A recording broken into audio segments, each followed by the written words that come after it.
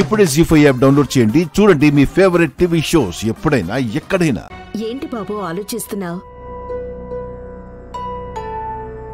పిల్లల గురించి అడుగుతున్నాను. ఇంకా ఏం ఆలోచించలేదమ్మా. మీరు వయసులో ఉండగానే పిల్లలు పుట్టి పెద్దవాళ్ళైతే బాగుంటుంది కదా. అది కరెక్టే, కానీ కొన్నాళ్ళు ఆగాలనుకుంటున్నాం.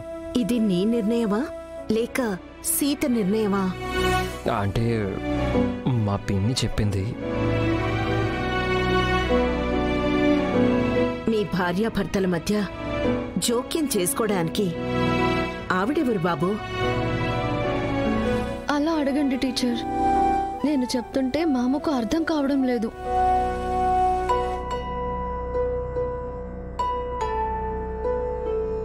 పిల్లల్ని ఇప్పుడే కనాలా లేక తర్వాత కనాలా అన్నది భార్యాభర్తలుగా మీరు నిర్ణయించుకోవాలి, కానీ మీ పిన్ని నిర్ణయించడం ఏంటి బాబు? మా ఇంట్లో ఏదైనా మా పిన్నే నిర్ణయిస్తుంది. అందరం తను చెప్పిన మాటే వింటాం. కానీ ఇది మీ దాంపత్య విషయం బాబు. మీ పెళ్లి కూడా చాలా రోజులైనట్టుంది. ఇన్ని రోజులు మీరు కలవకపోవడం మంచిది కాదు. దానికో కారణం కూడా ఉందమ్మా. మా పెళ్ళైన కొత్తలోనే పిన్నికి సీతకి మధ్య అభిప్రాయ భేదాలు వచ్చాయి. కొన్ని గొడవలు కూడా జరిగాయి.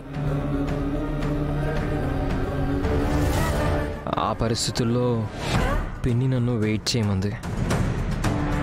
గొడవ మీ పిన్నికి సీత, కానీ నీకు సీత కాదుగా.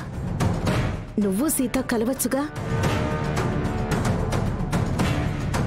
చూడు బాబు, ఈ విషయం గురించి నీ మీద ఒత్తిడి చేసే హక్కు అధికారం నాకు లేవు.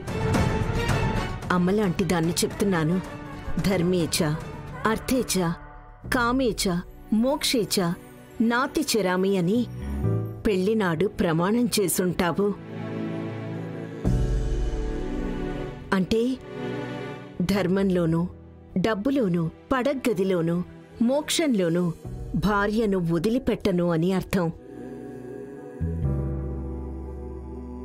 భర్తగా అది నీ బాధ్యత. అలాగే సీత కూడా నీ విషయంలో కార్యేషు దాసి, కరణేషు మంత్రి, భోజ్యేషు మాత, శయనేషు రంభ, క్షమయా ధరిత్రి అని అనిపించుకోవాలని ఉంటుంది.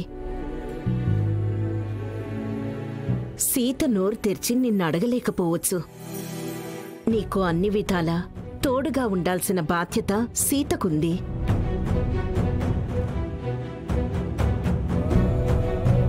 మీ ఇద్దరి బాధ్యతలు నెరవేరాలంటే మీరు భార్యాభర్తల స్థాయి నుంచి అమ్మా నాన్నల స్థాయికి రావాలి.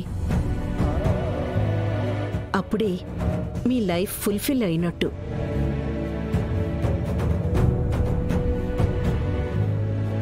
ఆలోచించు బాబు.